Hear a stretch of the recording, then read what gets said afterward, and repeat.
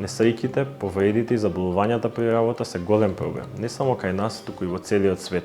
Несреќите на работа се многу чести, а некои од нив имаат и фатален исход. Силните топлотни бранови кои ова лето не ја одбегнаа нашата држава, повторно ја актуализираа дебатата за условите во кои се принудени да работат градежните работници и сите оние други работници кои работат во надворешни услови. Климатските прилики и тоа како влијаат врз здравјето и работната способност на работниците. Во последните 15 години значително е зголемен бројот на тропски денови, кога температурата на воздухот е поголема или еднаква на 30 степени, на жешки денови, кога максималната температура е поголема или еднаква на 35 степени, како и бројот на тропски ноќи, кога минималната температура на воздухот е поголема или еднаква на 20 степени. Иако Законот за безбедност и здравје на работа наметнува обврска за секој работодавач да изработи проценка на ризикот на секое работно место и задолжително да ги преземе соодветните превентивни мерки, работите кај нас скоро секогаш се сведуваат на генерални препораки од владата за ослободување од работа на одделни групи, најчесто бремените жени, повозрастните работници и хронично болните.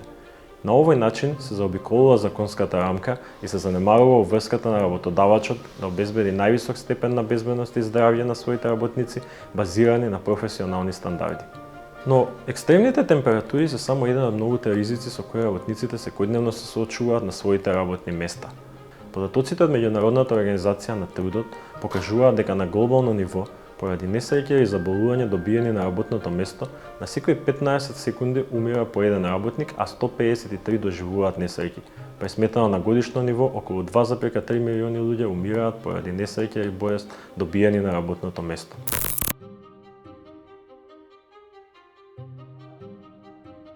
Во Македонија, мерките обврските на работодавачот и правата и обврските на вработените се уредуваат со Законот за безбедност и здравје при работа, а инспекцијски надзор во оваа област врши Државниот инспекторат за труд. Работодавачот мора да обезбеди мерки за безбедност и здравје за секое работно место. Помеѓу останатото, работодавачот е должен да назначи едно или повеќе стручни лица за безбедност при работа, да обезбеди обука на вработените за безбедно извршување на работата и да обезбеди опрема за лична заштита за вработените и нејзина употреба. Вработените имаат право да одбијат извршување работа доколку претходно не се информирани за сите можни опасности и штети или доколку се изложени на непосредна опасност по здравјето или по животот.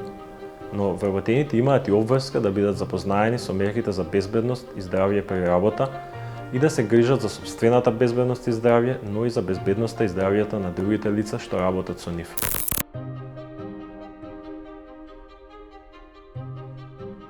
Несреќите и заболувањата при работа оставаат силни негативни последици како по работниците и по работодавачите, така и по целото општество.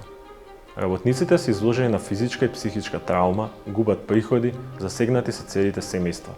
Работодавачите мораат да го заменат повредениот работник со друг, кој што допрва треба да се обучи и да ги стекне потребните вештини. Несреќите влијаат и на влошувањето на меѓучовечките односи во компаниите. Според Сојузот на синдикати на Македонија, просечните трошоци заради отсуство и лекувања поради повреди на работа во национални рамки може да достигнат 3 до 4% од бруто општествениот производ. На светско ниво се проценува дека повеќе од 4% од годишниот БДП се губи како резултат на несреќите и на заболувањата при работа.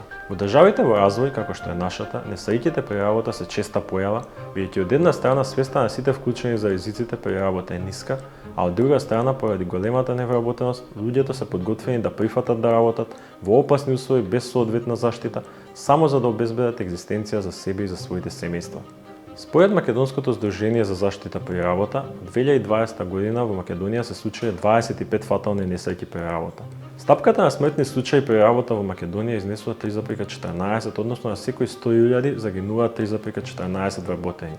Доколку се земе за споредба Велика Британија, каде стапката изнесува околу 0,5, со право може да констатираме дека Македонија има прилично висока стапка на фатални несреќи при работа. Во текот на 2020 година се забележани вкупно 599 повреди на работа, што претставува значително намалување во однос на претходната година. Нападот во бројот на повреди најверојатно не би можел да се припише на некакво подобрување на условите во областа на безбедноста и здравјето при работа, туку на влијанието на ефектите од пандемијата на COVID-19 вирусот. односно примената на рестриктивни мерки, намалувањето на економската активност и затворањето на одреден број на компании. Неодговорниот однос на работодавачите се смета за една од најчестите причини за големиот број повреди и заболувања. Вработените се плашат да не ги изгубат работните места и затоа не се осмелуваат да укажат на несоодветните услови или да побараат заштита. Проблемот е уште поголем за оние работници на црно, затоа што не се пријавени од страна на работодавачите и се невозможени да ги остваруваат основните права и не се заштитени во случај на несреќа при работа. Постапките пред судовите за остварувањето на заштита од несреќа и остварувањето на надомесна штета во случај на повреда се долги и исцрпувачки, како за самиот работник, така и за членовите на неговото семејство. Во Државниот инспекторат за труд, во чија надлежност е инспекцискиот надзор, вработени се само 37 инспектори од областа на безбедност и здравје при работа, кои работат во 30 подрачја на територијата на целата држава.